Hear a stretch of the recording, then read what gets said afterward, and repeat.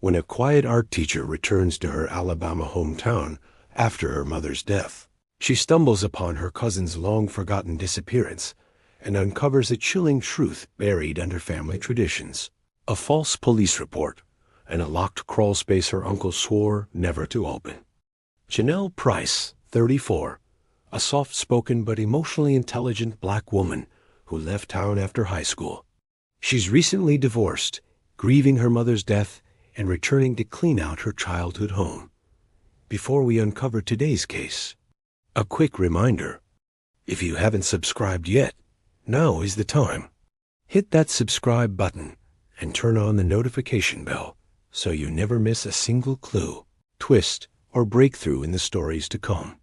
Now, let's dive into the case. The old house didn't smell like her mother anymore. It smelled like mildew and silence. Janelle stood in the center of the den with her hands at her sides, staring at the lace-covered furniture like it was part of a museum exhibit. She'd barely dropped her bags before the creaking floorboards reminded her why she left so long ago. The air was heavy, humid, and filled with the kind of stillness that made your stomach tighten. A framed portrait of her mother hung crooked above the fireplace. Lucille Price, beloved church treasurer, deacon's wife, choir leader, master of casserole dishes, and funeral frowns. She passed 2 weeks ago. Stroke. Quick, merciful, the nurse had said. Janelle hadn't cried at the funeral. Not because she didn't love her mother, but because crying felt dishonest when you didn't understand the person you were mourning. Lucille had always been a mystery, wrapped in Sunday hats and backhanded prayers. The will had been simple. Janelle was the only heir. 1-story house, small backyard, paid off. The house she swore she'd never step foot in again after turning 18. And yet, here she was, her divorce papers still unfiled in her bag, standing in the middle of a home that held more ghosts than furniture. She knelt beside the hallway closet, pulling out a box labeled XMA Stuff minus 1,999. The tape was yellowed and cracked. As she slid it aside, something clinked beneath the floorboard, soft, metallic. She paused. There it was again. She pressed her ear to the baseboard and tapped the wood. Hollow. She remembered it now. The crawl space. It ran along the bottom of the stairs and under the den. Her mother used to keep it locked. Always said it was for pipes and pests. A tug at the floorboard revealed a small metal hook. Janelle hesitated. Then she lifted. It opened with a moan like an old man rising from bed. Inside, the crawl space smelled of earth, forgotten wood, and something older, damp grief. She reached in, brushing cobwebs until her fingers grazed something smooth and cold. She pulled out a bracelet, worn leather cord, blue glass beads. A bent, rusted clasp. Her heart froze. This bracelet didn't belong to her mother, or to her. It belonged to Kira. Kira Vaughn, her cousin. Disappeared July 2001. They said she ran away after a fight with her stepfather. They said she was too fast, too troubled, probably got into some bad crowd in Atlanta. But Janelle remembered. She remembered the night the whole family stood in the yard, calling Kira's name. The way her Aunt Carol had wailed into the sky. The way the men in uniform had barely looked past the kitchen. They'd all said the same thing. She left on her own. And now the bracelet, the one Kira wore every day since junior high, was tucked under the stairs, like it had been waiting for someone to care. Janelle rose slowly, holding the beads like they might vanish if she blinked. Her hands trembled. "What the hell is this doing here?" she whispered. No one answered, but the house suddenly felt like it was listening. From outside, a lawnmower started up in the neighbor's yard. A dog barked in the distance. But inside, the silence tightened around her throat. She walked to the living room, dialed her phone, and stared out the window at the sun-faded porch swing. "Hey, Uncle Ray," she said when the line picked up. A pause. "Janelle?" Everything all right over there? She looked down at the bracelet in her palm. No, she said. You got a minute to talk about Kira? Silence. A longer pause this time. Then the click of the call disconnecting. Janelle stared at the screen. Outside, the swing creaked in the breeze. Janelle didn't move for a long time after the call dropped. She just stood there, phone still in hand, her other hand tightening around the bracelet until the edge of one of the blue beads pressed into her palm like a silent alarm. Uncle Ray had hung up. Not lost signal, not bad reception, not even sorry, I'll call you back. He heard the name Kira and ended the call like it burned his ear. She walked into the kitchen and set the bracelet down on the table, placing it gently on a paper towel as if it were evidence. The late afternoon sun filtered through the blinds, casting thin stripes across the old Formica counter and the linoleum tile that still had the same peach and brown pattern she remembered from childhood. The walls were covered in yellowed wallpaper, and on the fridge hung a brittle magnet shaped like a dove. She stared at absently. Her mother loved doves, said they were signs of peace. The irony wasn't lost on her. Her phone buzzed. A text from her cousin Deidre, who still lived a few blocks away. I heard you back. You okay? Janelle stared at the screen, then typed. Uncle Ray hung up on me when I asked about Kira. You remember the bracelet she always wore? 3 dots danced, then stopped, then started again, then stopped. No reply came. That evening, Janelle sat cross-legged on her mother's couch, a wine glass in one hand, the bracelet on the coffee table in front of her. She hadn't eaten. Just stared, thought, rewound. Something about the crawl space felt off. The floorboards had dust, but not as much as you'd expect after 20-plus years. There had been smudge marks on the inside, as if someone had lifted that board in the last year or so. Which begged the real question. Who put the bracelet there, and why now? The house groaned above her as the AC kicked on for the first time all day. She flinched, then laughed at herself. A dry, tired sound. She didn't believe in ghosts. Not the way people told it. But grief had a way of haunting people. She stood and walked down the hall to the back bedroom, her old room. It still had the same ruffled curtains and faded poster of Lauryn Hill on the closet door. Her mother had kept it like a shrine. The bedspread hadn't changed. She pulled out a stack of boxes labeled Yearbooks, School, and dragged them into the hallway. Dust danced in the beam of the hallway light. She opened the first box and pulled out a red yearbook. Eastmont High, class of 2001. Kira's sophomore year. Janelle's junior. She flipped pages until she found her. Kira Vaughn, hair straightened, baby fat still in her cheeks, smiling without showing teeth. Under her name, drama club, junior choir, track assistant. There was a handwritten note in the corner of the page. Nellie, you always make me laugh when I want to cry. Don't ever change. I'll miss you every summer. Kira. Janelle ran her finger across the faded ink. What had made her cousin write miss you every summer? Had she already been planning to leave? Or had she known she'd be gone? A sharp knock echoed at the front door. Janelle froze. Her heart thudded. She checked her phone. 9:41 p.m. No text, no call. Another knock, this time slower, heavier. She walked to the door and peeked through the peephole. Deidre. She opened the door. You just gonna ask about Kira and drop bombs in the middle of the day like that? Deidre said, stepping inside without waiting for an invite. She wore a hoodie, flip-flops, and a look that was half fear, half anger. You didn't answer my text. Because you don't text someone about Kira Vaughn like you talking about the weather. Janelle shut the door behind her. She was my cousin too. She was, Deidre said sharply. Past tense, been past. People made peace with that. You come back for 5 minutes and start digging up. She didn't run away, Janelle interrupted. I found her bracelet, the one with the blue beads, in the crawl space under the stairs. Deidre went quiet, then sat down on the edge of the couch like her legs didn't trust her. Where under the stairs? Janelle pointed. I thought Aunt Carol took that bracelet with her when she moved to Huntsville. She didn't. Deidre looked at her, jaw tight. You sure it's hers? I remember it, Janelle said. You do too. They sat in silence for a moment.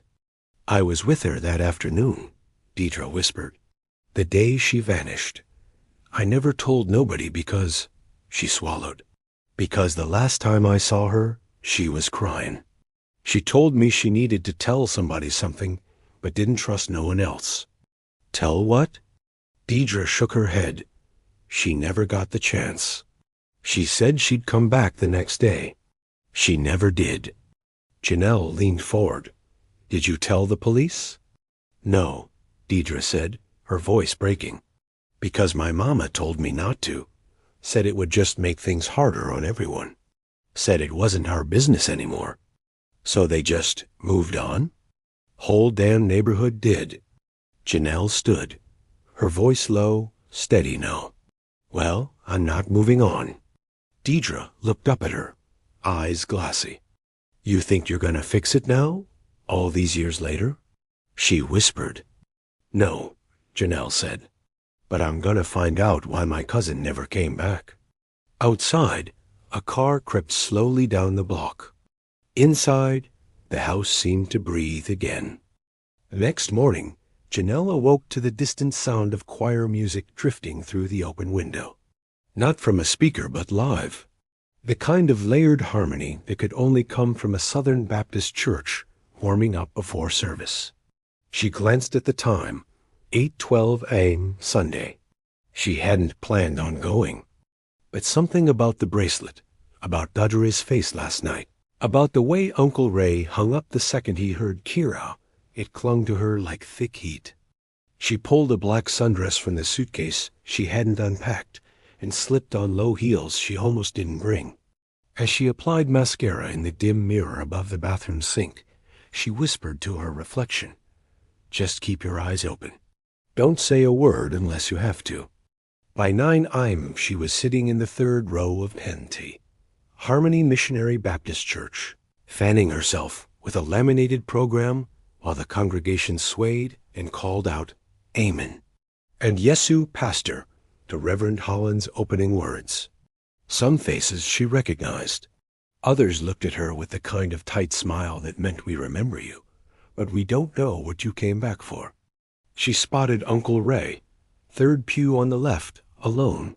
White shirt, thin gold tie, his cane leaning against the wood. He hadn't aged well.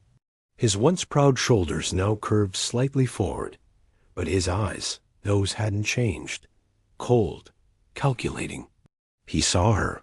She nodded. He didn't return it. The sermon went on about forgiveness and not clinging to bitterness, but the words slid past Janelle like shallow water. She wasn't listening for grace. She was listening for cracks. After the final benediction, the congregation began its usual shuffle hugs, handshakes, the low murmur of potluck invitations, and football talk. Janelle made her move. She approached Uncle Ray just as he stood up and reached for his cane. I wasn't finished talking to you yesterday, she said quietly, stepping in beside him. You said Kira, he replied, not looking at her. And that was the end of the conversation.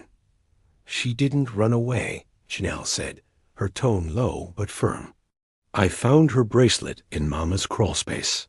He stiffened, barely, but she caught it. That don't prove a thing. She wore it every day. The cops didn't even search the house properly. You remember that, don't you? Your mama wouldn't have kept nothing like that. Unless she was told to. His eyes finally met hers. Be careful what you say in God's house, Janelle. I'm not the one who's lying in it. He stared at her for a moment, then gave a dry laugh.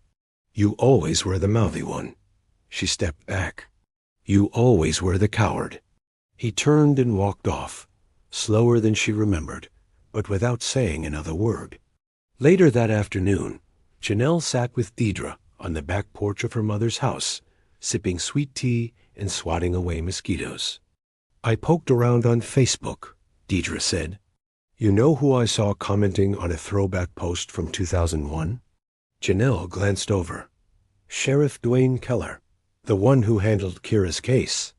"Yeah, except now he's retired and running some podcast where he talks about unresolved truths of the South." Janelle almost spit out her tea. "He's doing a podcast?" Sitting up in his wood-paneled basement, talking about what justice means to small towns." Janelle pulled out her phone. "Send me the link." "I already did." She opened it. The podcast was called Backwoods and Badges. Episode 4, The Girls Who Vanished. She hit play. Sheriff Keller's voice rasped through the speaker. "You see, back then, we had a lot of situations, runaways, domestic disputes, you name it. But there were some cases that, well, they just didn't sit right. Like that girl, Kira Vaughn. That one? Stayed with me all these years." Janelle's eyes widened. She locked eyes with Deidre. Keller continued. "Truth is, the family wasn't much help. Folks changed their stories. Some neighbors said they saw her that night. Others swore she got in a car with someone. But the part I never forgot was that the crawl space had fresh sawdust, and somebody had swept it clean." Janelle paused the episode. He knew. Deidre nodded slowly. "He just didn't care."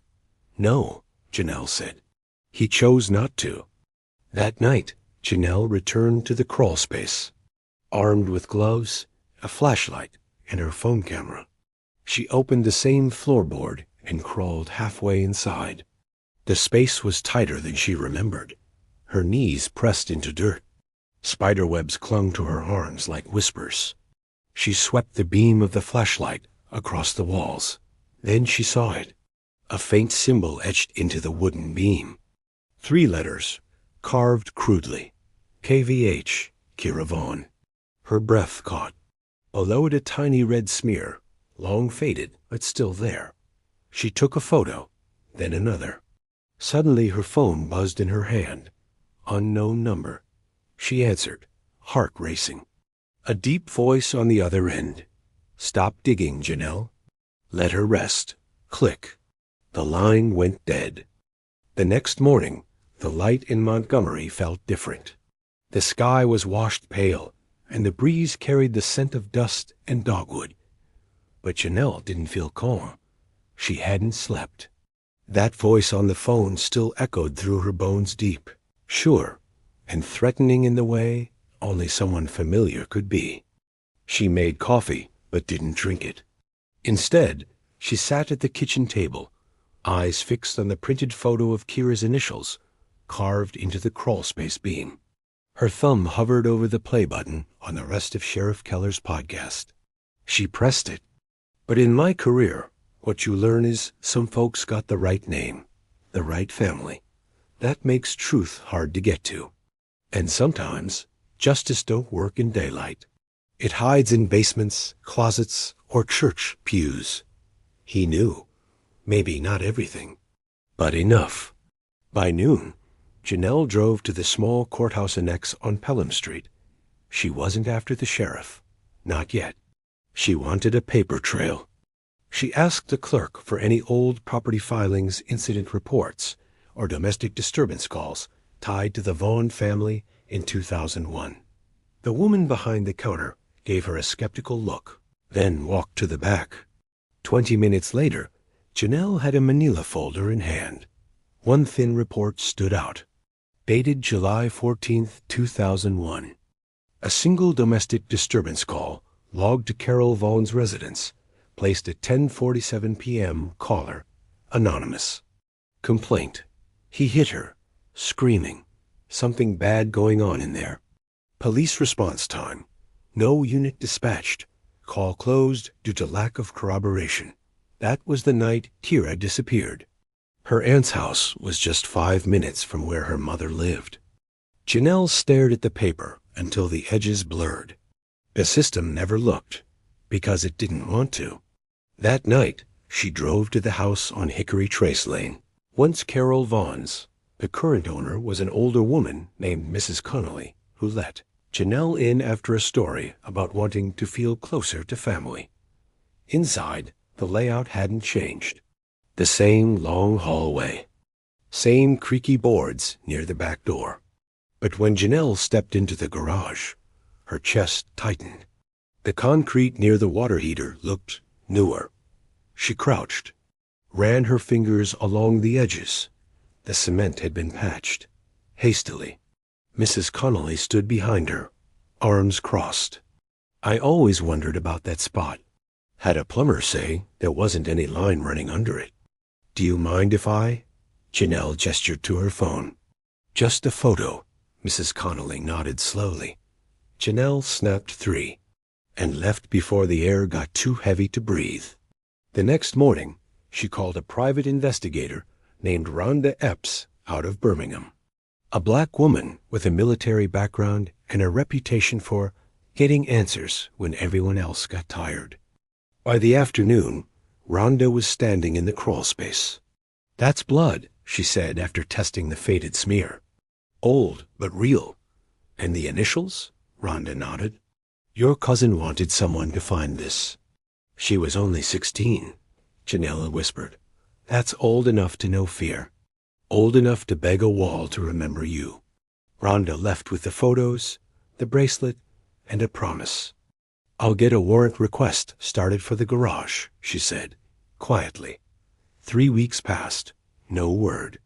Then, one rainy Thursday morning, Janelle got the call. A shallow grave had been found under the garage. Female, teenage, skeletal remains wrapped in a torn choir robe. DNA testing confirmed what Janelle already knew. Kira Vaughn never left town.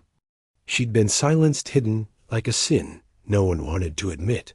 The news hit local headlines. 2001 missing teen case confirmed as homicide. Family member under investigation. Uncle Ray didn't show up to church that Sunday. 3 days later, he was arrested leaving a bait shop on Route 82. Rhonda had found a sealed juvenile record tied to Ray from 1979 sexual misconduct, suppressed after he enlisted in the military. He'd been protected. By badge, by family, by fear. Turns out, Lucille Price, Janelle's mother, had gone to the sheriff herself in 2001, pleaded for an investigation. He shut her down, told her not to ruin a good man's future. Lucille had taken the bracelet from Kira's room that night, hidden it in her own house. She never said a word, but she couldn't bring herself to throw it away. 1 year later, a mural now stretches across the east wall of NT Harmony Church. It's painted in soft blues and violets. It shows a young girl with braids standing beneath a tree, looking upward into gold light. In her hand, she holds a bracelet, blue glass beads shining like stars. Beneath the mural, in gold lettering, "Kira Vaughn, she never ran away. We just refused to look." Ending. Janelle now lives in Montgomery full-time. She teaches high school art and volunteers for a youth organization supporting girls who've experienced abuse. She keeps Kira's original bracelet in a glass box above her desk. Every time someone calls her brave, she corrects them. "I wasn't brave. I just didn't stop asking." Because sometimes justice isn't loud. It just needs someone who won't shut up. This story wasn't just about one case. It was about how quickly truth can vanish when assumptions replace evidence, and how unchecked authority becomes a weapon instead of a shield. It was about fear, how it twists judgment, silences witnesses, and turns policy into harm. But more than anything, it was about dignity and the fight to hold on to it. For every family who never got the apology. For every name that was buried under suspicion instead of cleared by justice. For every child forced to grow up the moment someone else decided they looked guilty. So if this story made you feel something, don't let it end with sympathy. Let it push you to ask harder questions, to challenge what's hidden, and to care before the sirens start. You don't need a badge to speak the truth. You just need to know when silence becomes complicated. If this story spoke to you, share and comment, because conversations lead to awareness. And awareness? That's where justice begins.